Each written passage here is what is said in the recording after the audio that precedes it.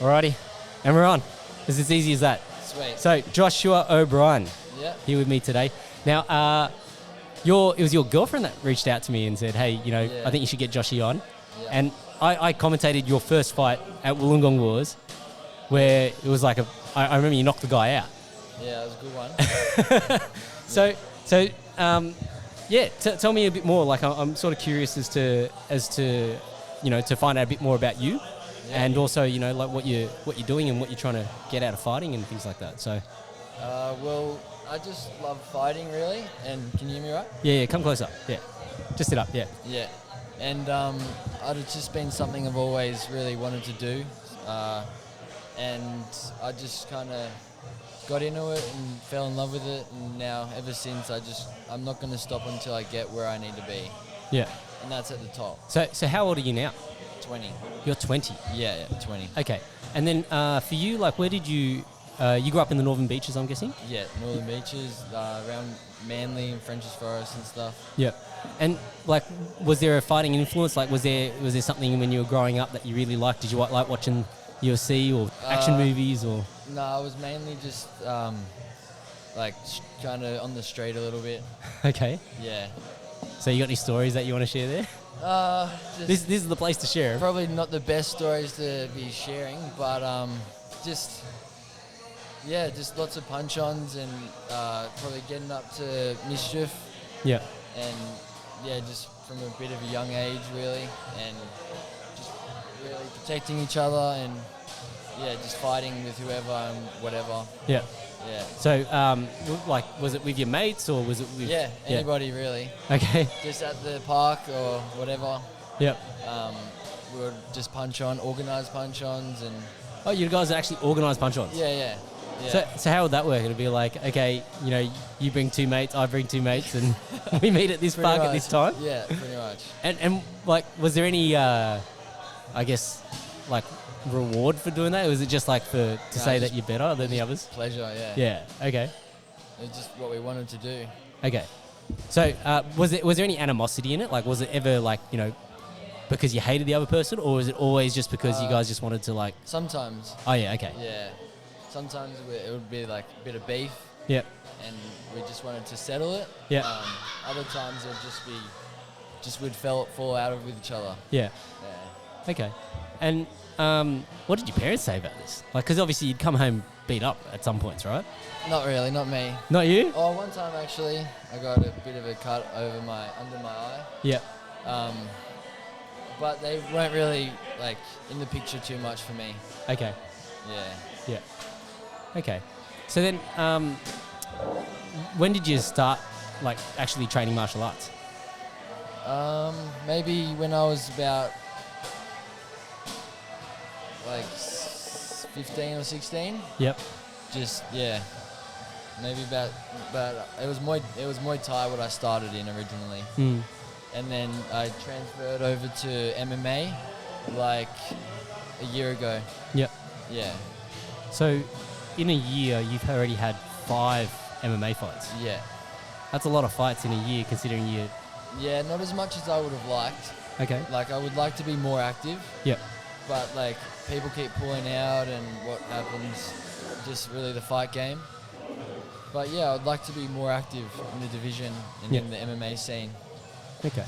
Yeah. So then when it comes to, like, approaching the amateur circuit, right, like, there's many different ways that people try to approach it. There's, people that, like, want to stay really, really active. And I think the amateurs is the perfect opportunity to learn, because at the end of the day, when you go pro, that record sort of just disappears anyway. Yeah, 100%.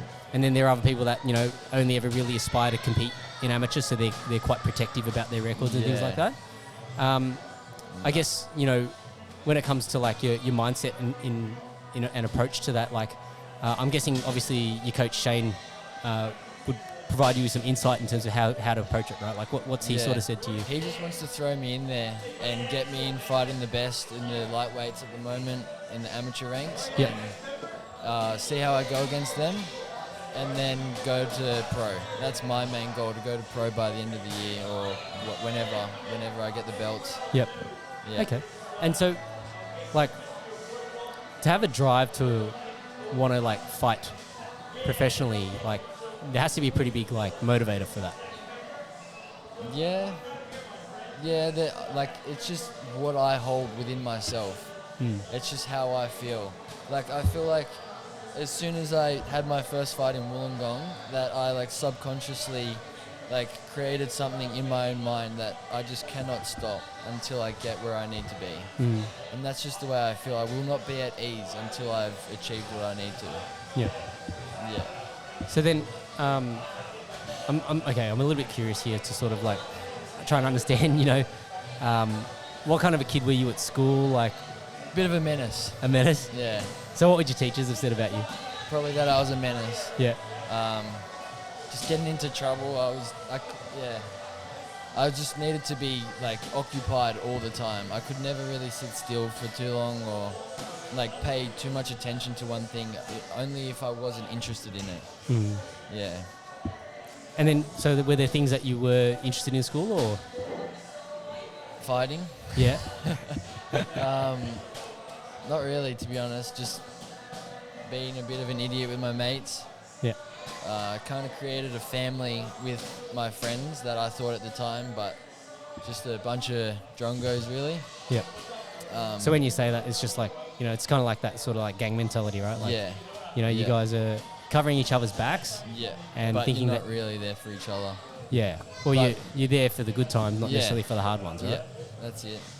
And so yeah, that was kind of pretty much like what I was interested in growing up. So, when did you recognise that wasn't the right situation for My yourself? beautiful girlfriend, Sheridan, she Okay. really just opened me up to the world and made me see the world and my life for what it is, not for pretty much that.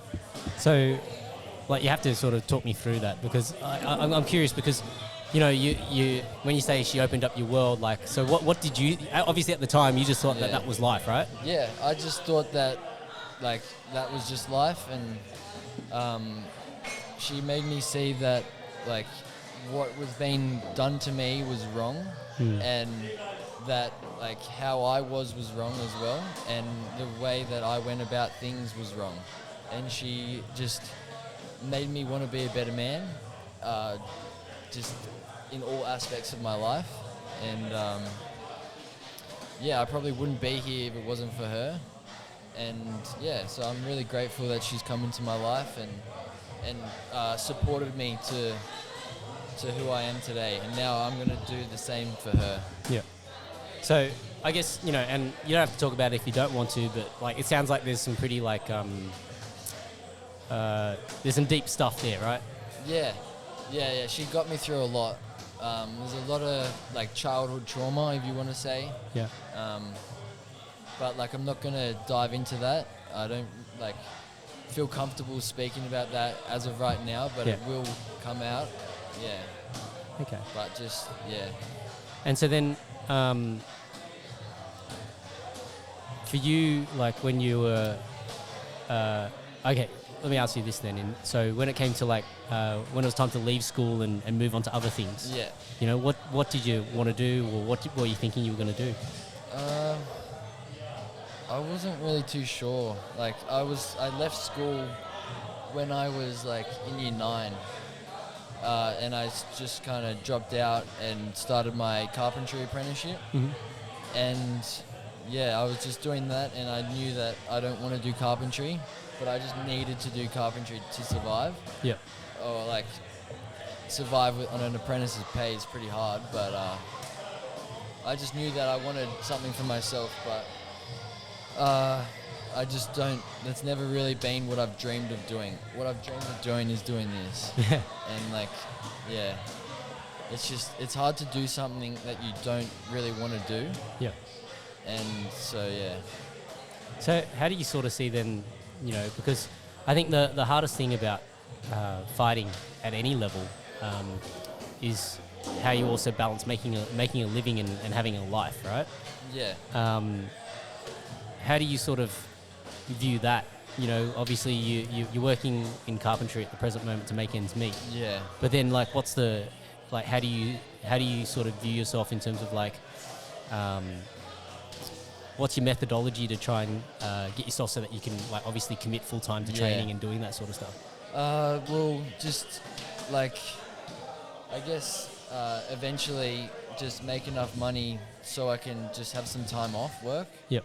And then just fully concentrate all my energy, all my power into just bettering myself here at the gym and within my skills and my set. But yeah, it's a bit of something that I got to work towards on how I'm going to maintain just the work and training life. I want this to become my work. So maybe if it's like helping out around the gym or like work out a plan that will ensure that I'm here 24/7. Yeah. That would be good. That would be what I want. Yeah. So at the moment, do you train in the mornings or you just train? Yeah, I usually try and get, run before work sometimes, but like I have been slacking off. Usually I just do class from 6 till 9. Yep. But yeah, that's about all I've been training at the moment, which is unfortunate, but it'll increase. Yeah. Hopefully. So then, I guess, talk me through like some of those fights that you've had. Obviously, your last fight at Beatdown didn't go your way, but like I guess what's been your mentality like to come from like having that amazing fast finish at Wollongong Wars and then experiencing some of the more harder fights. Right. Like, how's that sort of impacted you mentally and in terms of your direction and things? I just see it as a positive rather than a negative, and I use it as feedback to where I need to improve. I truly believe that I am better than every opponent I've ever faced. It's just they've been better than me on the night. A different self, a different person of me. Like if I came out differently, I would have like probably gone better. But I don't want to be that guy. But yeah. So then, I guess like when it comes to the rest of the like when you think about fighting, right? It's not just the actual training. It's like there's the diet element, there's the nutrition element, there's like the mental aspect. Have you got people that you sort of work with on those sorts of things? Yeah, I have a strength and conditioning coach. Yep. And he's great getting me just to the body that I like working towards to be. Yep. And dieting, Bill helps me out a lot with like just nutrition intake and the rest of that. But supplements. I've been taking heaps of supplements to just help me recover and just to make me better. Yeah. So then, I guess like what brought you over to Rival Gym in Castle Hill and Chain? I moved out of French's Forest and I moved in with my girlfriend's mother. Yep. And she was moving out here. Okay. And so I just really followed her up here and I just looked up like gyms near me. Yep. Found this place, sussed it out, saw they had like a foundation and like they had like a team around them, and I saw and I wanted to be a part of that.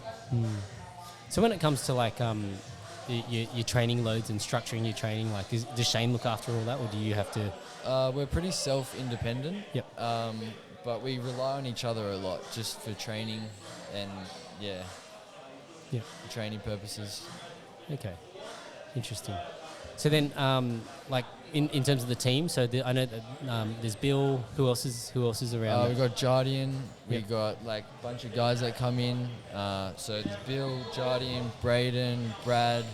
They're just a whole team really. Yeah. Good guys, good solid guys. Yeah. Okay. And I guess like for you, when it comes to like then thinking about like the future and things like that, like fighting's not easy. No. What does your partner Sheridan say about all this? Does she go, what are you doing? Yeah, she just wants to see me happy. Okay. And she's like, she knows how much I want this, so she kind of wants to help me get to where I want to get to, which is awesome. Yeah. Okay. Yeah, it's a like right. I feel like it's tough to sort of and in this environment as well, right? Because we can hear the music in the background. There's a lot of distractions. It's hard to sort of focus, isn't it? Yeah, a little bit. Yeah. I guess, yeah, like when it comes to martial arts, like fighting is only one aspect of it, right? Yeah. And I think, trying to create like a really well-rounded martial artist is very difficult, let alone like, just thinking about it from a fight camp perspective and going from fight to fight. You've probably found yourself like fighting so regularly, you're pretty much just like from fight camp to fight camp, aren't you? Pretty much, yeah. Yeah. It's just mainly mental rather than physical. Obviously, if you endure an injury, it gets a bit tough, but it's just all mental, I believe. Yeah. Yeah, you just got to throw yourself in the deep end and see where you like come out, really. Yeah. See what happens, and it's the only way to test yourself and to see what you're made of. And I know what I've got in me, and I just need to display it. That's what I would like to do. And so, you think that block is a bit of a mental block, or? Yeah, probably. How do you when when you're in the back, right, of a warm-up room, and you're about to make the walk and things like that? Like what sort of what's going through your mind? Like, what are the emotions that you feel? You're just trying to get yourself ready to just really let it all out and to leave yourself out in the octagon there. Yeah. And I just feel like obviously there's those underlying like nerves and whatnot. We're only human at the end of the day, but I try and just like, as John Jones says, like harness it and really like make it like work for you in any sense. But yeah, I try and calm myself down because I get really G'd up and in the moment and whatnot. So I try and like really level myself down and just calm down and ready to go. Yeah. That's how I like to fight. Yeah. I always use the analogy of like when people talk about nerves or excitement, like to me, I don't say it's nerves, I say it's excitement.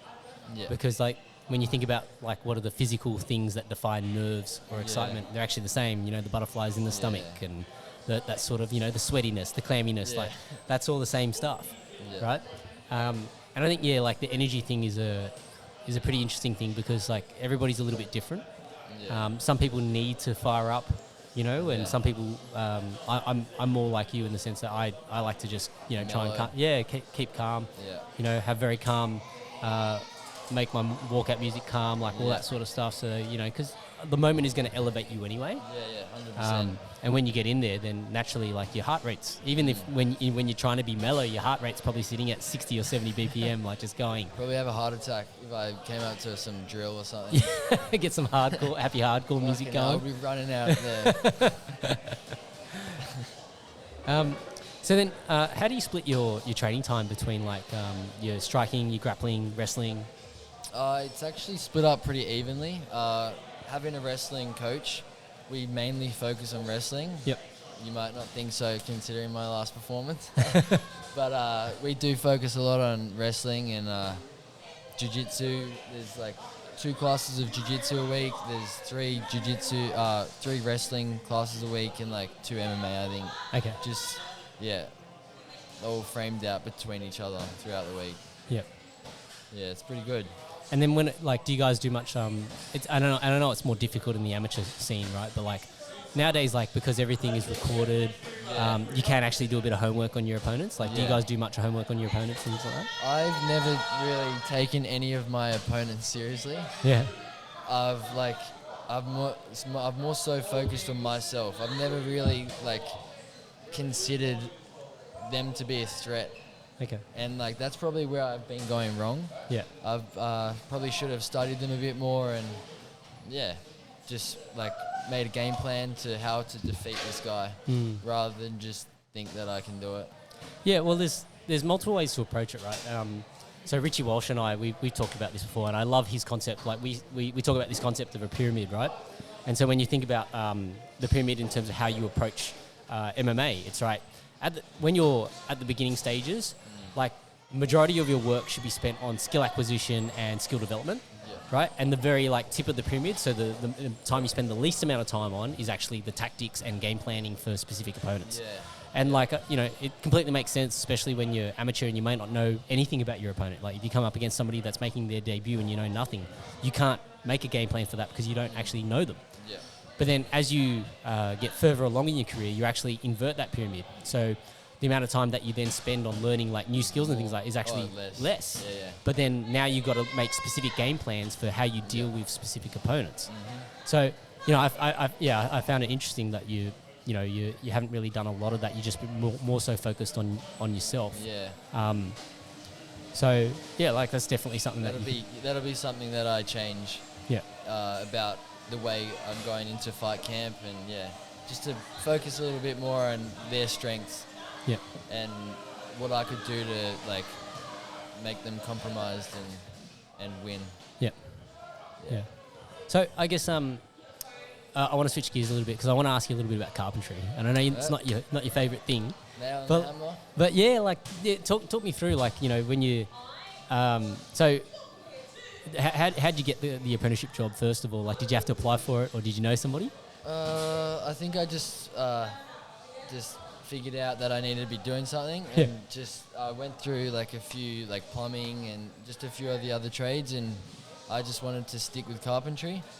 I saw that like best suited me, so I just called up a few builders and was like, "Hey mate, like, you got any work? I want to join. I want to start up." And then there you go.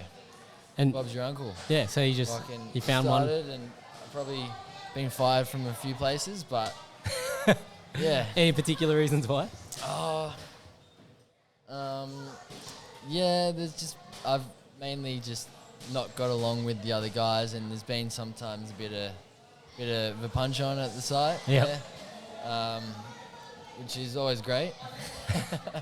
No, it's not good. But yeah, I've had a great builder before, and I've worked with him for about 3 years, and then I came to another company, and now I'm with them ever since. Yeah. Okay. And then when it came to like the actual like the study side, the TAFE component, right? Oh yeah. How have you found that? It's pretty bad. Yeah. It's not hard or anything. It's just like if you miss out on one block, you're just stuck forever trying to replace that block or get that block back. And then because I missed out on like 3 blocks, they added on the additional year. They added like 5 more blocks. So now I've got to catch up on like heaps more blocks, and it's just a bit frustrating. And to get the time to like email them, and it's just not really my thing to do that. So it's the admin that gets you. Oh, I hate admin. I hate it so much. Got my own manager Sherry. She does that stuff, and I just stick to myself. Yeah. I don't like to be calling up people, especially NRMA or something. Yeah. Like Optus companies or phone. Oh, it's just the worst. I hate that stuff.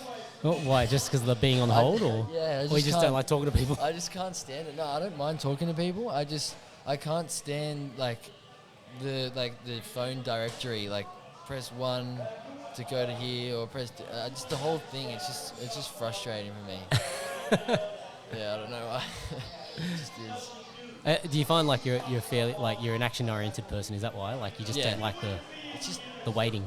Yeah, I don't know. It's just I kind of just want to speak to someone. I'd rather just call them and then they'd just answer, and then I'd be able to tell them what I want. But then they got to like transfer me to this person, and then I got to go to that person, and then I don't know. It's just a whole like thing that I'd rather stay clear of. Yeah. So then when it comes to like I think and I had this really naive view that when I finished studying I was like I never want to study again, right? It was I had that kind of mentality, and I sort of when I reflect back on it, I was like, how dumb was I? Like because like if you don't learn anything, you're not really growing. Yeah. And like maybe I was just taking study to be like that specific thing, like studying in school type of study. Yeah. But it's like you still need to learn stuff in life. Yeah. Right. 100%. And so I guess the school thing wasn't like your type of learning. But is there a specific type of way that you like to learn? I learn from my mistakes. Okay. I learned from just doing it and then realizing how I should have done it, or if I did it right, just keep doing it right. Yeah. Have you had any of those on the job site that you've gone, fuck, what have I done? Yeah. Not really. Like I know what I'm doing in carpentry, and it's all right. Like, yeah. It's not too hard if you think about it. Like, as a first year, obviously, you're just new to the scene. You don't really know what's going on, but you're just mainly watching and learning. Yep. Or your boss gives you the shovel and you're just doing the crappy work. But yeah, you gotta make a living somehow. Yeah. Yeah. The reason why I laugh about that is because so I had a chipped windscreen. Yeah. This is like I don't know, maybe a couple of months ago or whatever. Yeah. And I thought, I'm gonna buy one of those kits and I'll repair it myself. Yeah. And like the Doesn't actual, work out. huh? Oh well, It's hard. No, it wasn't hard. But it's Yeah. like when you don't know exactly what you're doing. Yeah. Right. So like I'd put this thing in, and like the whole idea is that it's like got like this seal, like an O-ring. Yeah. And then you put the resin in, and it's got like a pressure screw which you dial in to push the resin into the cracks, right? Yeah. But like there's an art to it, right? Like Yeah. you put too much Not pressure and you just crack the whole thing. Boom, yeah. Yeah. So that was interesting, you know, to go through that process of like Yeah. trying to fix it, and then ending up I was like, look, Probably broke it even further. yeah, I ended up replacing the windscreen. So it was just one of those things where it was like, okay, I'll just pay for the new windscreen. But at least I Yeah. tried. Yeah. And then but then when you watch like somebody who has like done that job for a while and has those skills, It's just and second you, nature. all you need to do is just watch them and actually Yeah. ask a few questions. And Yeah. I saw this guy repair another chip, and I was asking him, how do you know how much pressure to put through? Yeah. And he's like, oh, you just got to go by feel. Mm. And then the next thing that he did, which I thought was really interesting, was that he then went and grabbed the lighter and then went to the other side of the windscreen and then yeah. was like heating it up, to yeah. allow the glue to slide into Yeah. the cracks. And it's like, so there's all these like little tricks that, Little tricks and Yeah. stuff to just help you do your job. And if you don't know them, it just makes it harder. yeah. Yeah. And I think that's in any discipline, right? Yeah, 100%. Yeah. Yeah, everything has their little like maneuvers and ways around it and stuff. There's always an easy way and a hard way.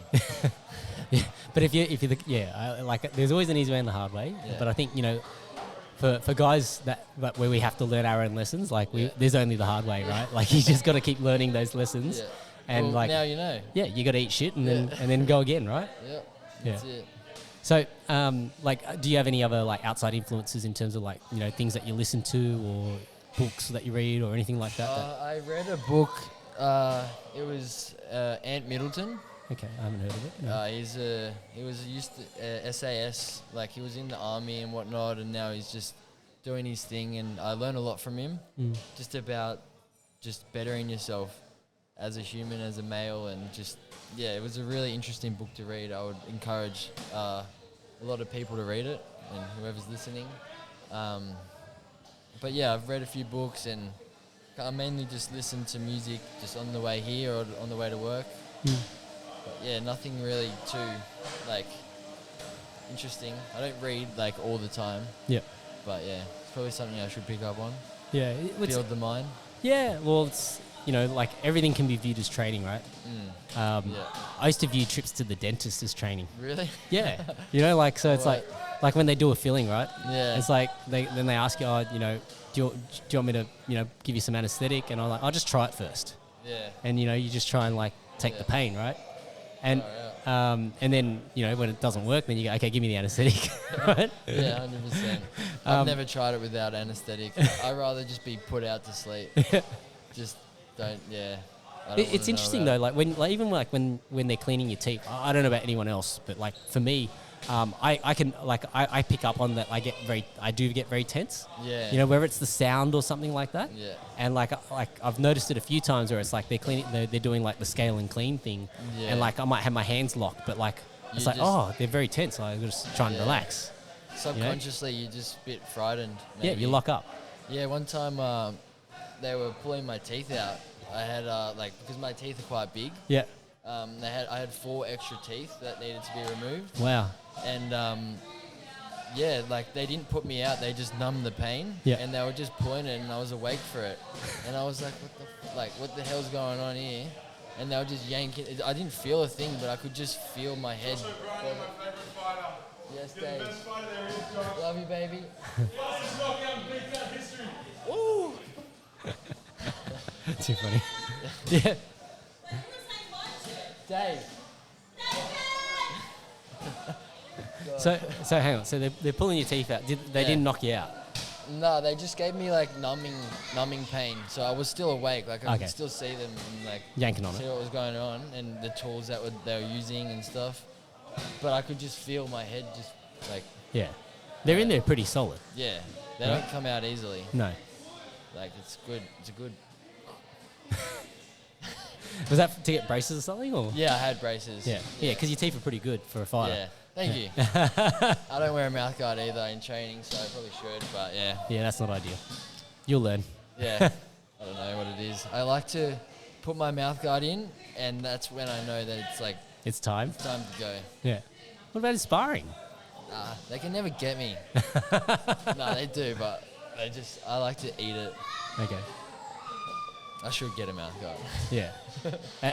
You need to get one of those like fitted mouth guards. Yeah, I think they're Pro Fit or what are they? So Champ or Rhino, they're the two main suppliers. Shout out to Jem from Champ. He's been on my podcast before, so if you wanted to see Jem or get Jem to sort it out. Alright, I'll hit Jem up maybe. Yeah, hit Jem up from Champ. Okay. But yeah, like every time that I've commentated fights and I see a mouth guard fly out, I'm just like, guys, what the fuck are you doing? Yeah. Like, you're in the cage, locked in there, swinging fists, and you don't have a fitted mouth guard. Yeah. It just doesn't make sense. Man, like, the beat down, I forgot my groin guard, 2 hours before, I noticed. And then I was also, I went to the chemist in Brisbane there to try and fit mouth guards. I had 3 mouth guards fitted for me that I did myself. It was just it was very unorganized of me. Yeah. So that's something I need to improve on as well. Yeah. Yeah, like these are the little things that I think people take for granted. Yeah, 100%. Right? It frustrated the hell out of me. Yeah, but it's your safety gear if you think about it, right? Like it's like being on the job site and not wearing steel caps, or not having your nail bag. Yeah, not having your tools, Yep. right? So you gotta approach. I like the saying, how you do anything is how you do everything. I like that. And so if you're going to apply that mindset to what you do, you need to apply that mindset to everything you do, right? Yeah. So, the only difference to me in my eyes between like an amateur and a professional is how detailed they are in their approach. Yeah. Right? Because, you can't expect to be a professional if you're not professional in every detail that goes into your preparation as well. It's got to be down to the knuckle and the tee. Yeah, and that's the whole idea behind the amateur process is so you've got time to dial in that process, right? Because you're not expected to know everything from day one. That's it. Right? So even with so shout out to Train Alta, who I work for. Yeah. We have people like sign on to the Train Alta 20-week warrior training program. They train for 20 weeks, have their first cage fight. Yeah, we don't have them come in on day one and we expect them to know how to throw a jab. No. We don't expect them to know how to do a takedown. You got to teach them from the beginning. Yeah. Right? And so that's actually, I quite like that process because there's 2 elements that I like about it. One is like how fast can somebody get good? Yeah. And then the second element that I really like about it is that pretty short amount of time. Yeah, and if you're coaching, right?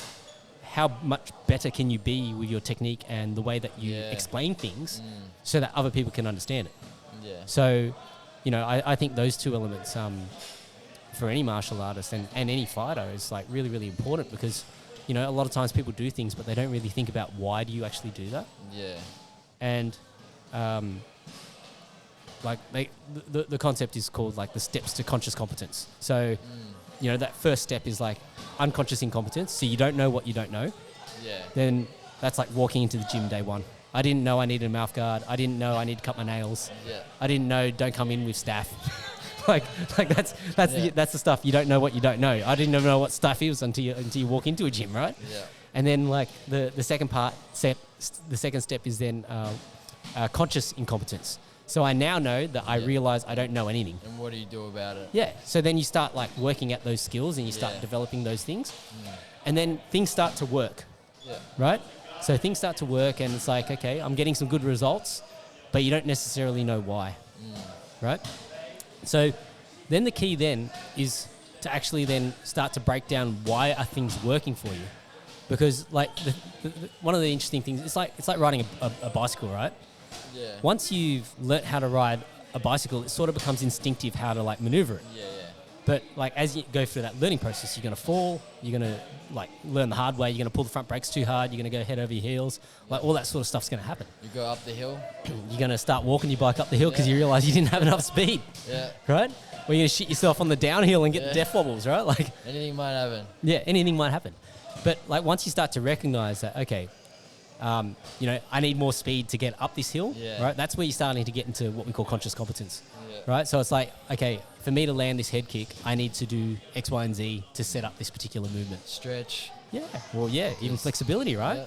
So all of those things like go into the mindset in terms of like that preparation factor and then preparing for the right outcome, you know? And it's not to say that every preparation is perfect, but I think, you know, being at peace with no matter what the outcome is, that you've done everything that you could have done in your preparation is like the key factor, right? Yeah, it helps. Yeah. It helps to just be just like focused and strict and just just on time and just everything right. Like have a routine. Yeah. Yeah. So like, have you developed a pretty good routine as a result of like? Yeah, now I will have. Now I will have, definitely. Yeah. Yeah. Yeah. Okay. Yeah, well, it's about learning from your mistakes. Yeah. Yep. And it's about being man enough to know when you have made a mistake and to do something about it, like we were just speaking about. Conscious and, yeah. Yeah. Good. Yeah, it's interesting because I sort of see, like, when I'm talking to you, it's like you're like this diamond in the rough to me. Diamond in the rough? Yeah, right? Because you're still in, like, you're in the early stages of your career. When I say early stages, like, you've had 5 fights already. But when I say early stages, like, just still you're only 20, mate. Out, yeah. Like, I got 20 years on you. So it's interesting for me. And I don't say this, I'm not, like, trying to preach at you or anything like that. Yeah. Because I know that you're trying to, like, work your own way as well. Yeah. And I can see, like, you know, as we're talking, it's like the brain's ticking over and you're going, oh, fuck. Yeah. That's a pretty good point. Right? Yeah. So it's kind of cool to be able to, like, catch you at this stage and be able to talk about those sorts of things. Yeah. I have the world as my oyster.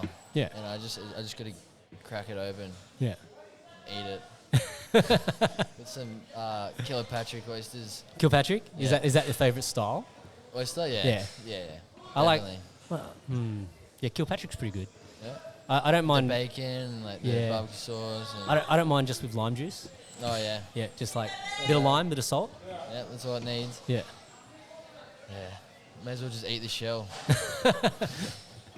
So okay, what's your favourite kind of food? I like a little bit of everything. Yeah. I'm Post not fussed. weigh-in meal. Post weigh-in. Yeah. Oh, just had to do this to me. I like, I don't know, pasta. Yeah. Or just Guzman Gomez. You can't go wrong with that. You're not worried about shitting yourself with the beans and stuff? Nah, I don't get beans. Okay. I don't get beans. I get the Cali burrito. You have to try it with Cali chipotle burrito? sauce. With the chips inside it. Yeah, Okay. that's the best one. It's probably not the best thing to be eating, but it's just, I die for that stuff. Yeah. But yeah, just a good steak. I feel it, whatever. Mushroom sauce, veggies. You're making me hungry. Yeah. I'm making myself hungry. Yeah. Post weigh-in meals are always an interesting one. There's so many ways that you can do it. But I actually shout out to Ben Newen, Ben 10. He was telling me about his post weigh-in meal. He actually got asked this at the last Train Alta seminar, and for him it's Vietnamese beef noodle soup. Ooh. Yeah, and like when you think about it, it actually makes sense, right? Because you drink the soup as well. There's lots of salt and all that sort of stuff in there. And you don't get full too And easy. it's not like you can have a lot of it without and drink the soup and get your fluids at the same time as like having a decent meal. It's interesting. So that one was I like that. Yeah, I thought that's a pretty cool one. Yeah. Like I think most people usually just go to something that I've seen some pretty crazy refuels. Like one of my mates, Zane, had smashed 6 drinks, like an OJ, 2 bubble teas. Oh my goodness. And I'm like, mate, you sure you're gonna be alright? Like I for my first fight in Wollongong, I was fueled by Macca's. Fueled by Macca's? Yeah. It's probably disappointing, but I was fueled by Macca's. Macca's chips. I think I ate a family meal to myself. 4 burgers. How big's the weight cut for you to get to lightweight? Oh, not my. I fight at my natural weight, really. I'm like 74, 75. Yep. But yeah. I think that's a good way to do it, especially like at 20, you probably still got another couple of years to grow. Yeah. I'm fine to like cut down to 66. I think I could make it there, but I just, as an amateur, like maybe not. Yeah. I might even fight at like welterweight 77 if I put on some beef. But I don't really care what weight I fight at. It's not like the biggest deal to me. Yeah. I just want to fight. Yeah. So then, is there anything in the pipeline for you at the present moment? Like fighting? Yeah. What's the next one? I was hoping to get on Ascension. Okay. I think that's Shout pretty out soon. to Tina. So Ascension used to be Path to Hex. Yeah, But, Tina change. And Mateo. I think Mateo's also involved in Ascension as well. So they're obviously the previous Path to Hex, but great promotion. Yeah. Wonder why they changed, but so I was supposed to be fighting on Ascension, and then I was hoping to fight on XFC for the belt. Okay. I think the guys there, I think his name's Dan, said something about that. Okay. That I get a belt opportunity because I was kind of screwed around in the process of my last fight. Oh, what happened? He just pulled out super late, and they didn't let me know about it. Oh, so did you already fly up, or? No, I hadn't flied up yet, but like I had to message them to find out that my opponent pulled out. Yeah, wow. And if I had like the right amount of time, I would have been able to find myself an opponent. Okay. Sherry, my girlfriend, messaged gyms up there saying, "Hey, does anyone want to fight my boyfriend?" Really? And she found like a few guys, but it was just too short notice for them. Yeah. So like I would have been able to fight, and but anyway, so hopefully fight on XFC. But if I don't get them, then I'll try and fight on Beatdown. Yep. With in Townsville. Yep. Yeah. So hopefully, either or, I just would like to fight. Yeah. Well, there's no shortage of fight cards, which is something that's pretty cool about the Australian scene at the moment. Yeah. So, you mentioned Beatdown, so Damien Brown, XFC, Dan Woolard. Yeah. Obviously you mentioned Ascension. Yeah. There's obviously Showdown, Craig Jen and Brian Ebersol. Yeah. Like there's too many to name. Wollongong Wars, you name it. Coming up soon. Yeah. Right. There's plenty of opportunities from that perspective. Yeah. I guess when it comes to you, like the recovery time between each fight, like. Yeah. You fought 5 times in a year. Yeah. It's pretty often. Not as often as I would like it to be. So you're almost like doing like the Thai style, where it's like, Thais, they basically fight like almost every week. If I can, I will. You love it that much? Yeah. Like, I was supposed to fight on XFC, and that was 2 weeks before Beatdown when I was just on. Yeah. So I would have like been 2 weeks and then into another fight. Yeah. That would have been good. But I would like to fight just as often as I can. If I can, I will. Yep. And if I will, I can. Yeah. And I don't see why not. Yeah. You're an interesting cat. You like it? I find that mentality to be very, very, very interesting. Well, is there not many like me? It's not to say that there's not many like you. You just have this real like, you just want to get after it. Yeah. And you don't really, it doesn't faze you, you just... I don't see why it would. Well, some people, like after you fight, like people want downtime. Nah, I just want to keep going. There's no loss for me because I know where I'm destined to be. Yeah. So there's nothing that can happen to me that's going to stop me from getting where I'm going to go. Yeah. Slowly but surely. But where does this belief come from? Myself. That's what makes you an interesting cat. Yeah. Because to have this unwavering self belief. Yeah. Normally, it's come from somewhere, right? Like. Not really. It's just come within myself and something that. It's just how I feel and my outlook on the world, and I just believe that I can conquer. So, when you say outlook on the world, so what informs this outlook on the world? Are you religious? Are you spiritual? No, not really. Actually, I would like to be one day. But no, I'm not spiritual. It's just my outlook. I just believe that, I'm better, and that I can, and I've got something to prove, and I want to make the world a better place, and I would like to do a lot of things to help other people, and I would like to fight and just show lots of people that they can do it, and that it's easier than it seems, maybe. Yeah. But I want to improve. the world and the people around me, and I want to do a lot. So when you say you want to help people, like Yeah. what where specifically, or like is there a specific kind of help that you're looking to try and Or offer to just people? anyone that really needs help. Like, I would be more than open to, like, if anyone was to reach out to me, I would help that person if they were in need. Like, and I wouldn't think like badly or low of them at all. I would just help them, just because they needed help. And I just believe that everyone, I don't know. It's weird.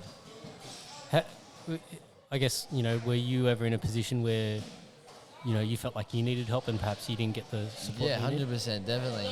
So that's part of what fuels that. Potentially, yeah. Yeah, probably. But like, it's just I've always wanted to be a good person and just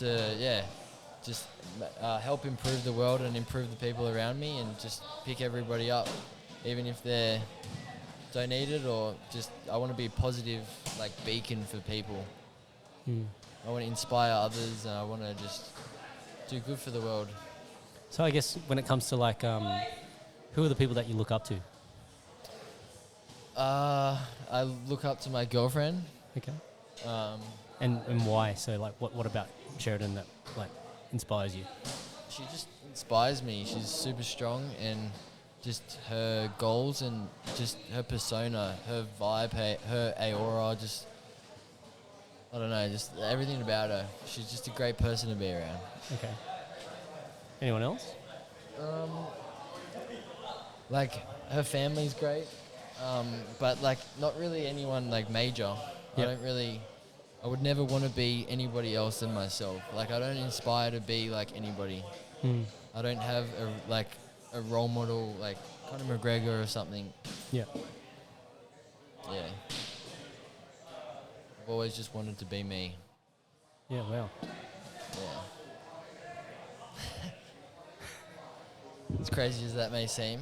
No, I just think it's really interesting What makes that interesting to you? because you just to find someone who has like a really strong belief in the outcome without necessarily knowing the pathway is rare. Yeah, okay. And I say that not in any condescending way, because I'm very much the same. Yeah. I have this unwavering belief that things will work out, and people will be like, "Oh, but that's just you." I'm like, "Yeah, but like, I started from zero as well, just like you did." Like, and look, some people will say, "Oh, but it's because of X, Y, and Z." And look, I'm grateful for all the people in my life. X, Don't get me Y, wrong. and Z should not stop you. Yeah, exactly. Like, the bad things is what contributes to the success. Yeah.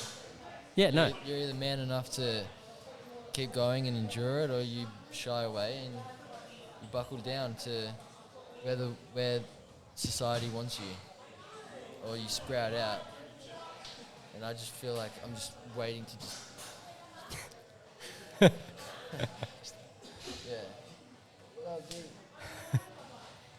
Yeah. Well, like, yeah, I think, that's why I say it's a rare mentality to have, to think that things are going to work out in some form or other. And I think, it's actually, it's made me more curious to see where you go. Thank you. Right? Watch me. All right. Let's get some training in, eh? So if people want to find you, how do they find you? My Instagram's Josh O'Brien 11. Say it into the mic. Don't say it at the camera. Do I look into the mic, or You can like face this way, but still speak into the mic. my Instagram is Josh O'Brien 11. Why 11? It's actually my number I played in footy. Okay. I was a second row, little second row, but yeah. Wait. So come on. Before we finish played up, a bit of footy. Let's talk about. Yeah, come on. How'd you like neglect telling me about this? So talk to me about footy. I played for 11 years. Yep. And I was just in the middle of it, just ripping people up. Yep. I was a small guy. I got bashed when I ran the ball straight. Yep. But I loved it. I just like being in the center and just having some big thing just running at me. It was good fun. Good. Never scared you? No. I would run it off the kickoff. Straight into it. But I got like pretty destroyed most of the times because they were like bigger guys and whatnot. But it's good. It's good fun. You enjoyed footy? Yeah, I loved footy. Yeah, it was good. It was a good time of my life. But as we got older, we all just like spread apart from each other, and like a lot of like I guess drugs and whatnot got involved, and then people stopped like coming to training and just kind of went a bit sideways. So then I just kind of converted over to Muay Thai and MMA and that. Yeah. The drugs things. I've always been grateful that I found martial arts early. Yeah. Because then it was like I always had wish this. I did. Yeah. Like, cause I don't know about nowadays, because now it's like sort of like become the opposite way in jiu-jitsu, where like steroids is cool. Oh yeah, it's weird, eh? but like, you know, when I was doing martial arts, I was from a kid, you know, like I didn't want to do anything that was going to impact. You know, my body was a temple. You know, no smoking, no this, no that. Yeah. You know, didn't like to drink that much. Didn't like all that sort of stuff. My body was not a temple. What was it? Oh, it was just, I don't know what it was. It was a testing ground. It was a footy pitch. A footy pitch. Yeah. After the game's been played, Yeah. and it's been raining. It's all torn up. Oh yeah, definitely. Yeah. Yeah. But at least now you're developing some like better habits as a result of fighting 100%. martial arts, right? Yeah, none of that stuff. Yeah. Just focusing on just bettering myself and my abilities and my skills, and putting it to use.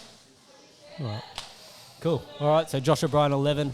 Yep. Look out for his next fight. The guy's going to be pretty active. I love commentating your fights anyway. Thank you. So we'll catch you next time and get some training in. Thank you very much.